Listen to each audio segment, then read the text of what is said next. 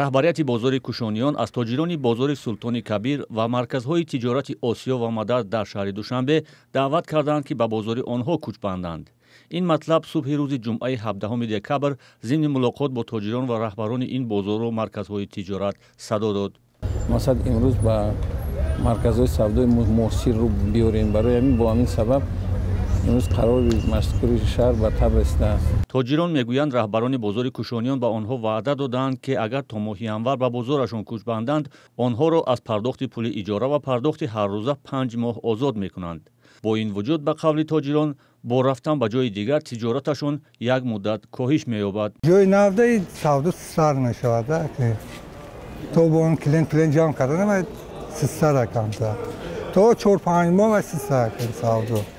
ба тоҷирон ҳамчунин ваъда доданд, ки дар бозори кушониён масоҳати дуконҳояшонро бештар аз ҳозира медиҳанд ва дар интиқоли борҳояшон ба он бозор кӯмак мекунанд. вале бархе дигар аз кормандони бозорҳои тахрибшаванда мегӯянд, роҳи бозори кушониён хеле дур аст ва имкони ҳар рӯз ба он ҷо рафту омад надоранд. аз ин рӯ онҳо маҷбур мешаванд дар ҷустуҷӯи кори дигар дар наздики манзили зисташон шаванд. иҷораем даиҷа зурм намерасад, раҳ киро қиматай, раҳ дурай, як гудак дорум. дар хона касе нестай нигоҳш кунад.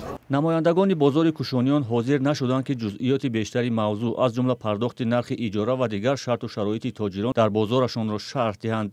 тибқи иттилои масъулини ин бозор то ҳол бештар аз 600 нафар тоҷирон аз Султони Кабир барои дарёфти ҷои нав дар кушониён муроҷиат карданд.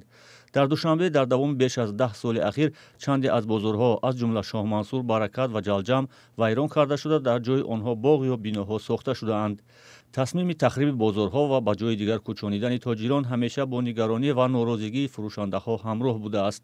савдогарон шикоят доранд, ки дар пайи чунин тағйирот беҷои кор монда дар пардохти қарзҳои бонкӣ бо мушкил дучор мешаванд.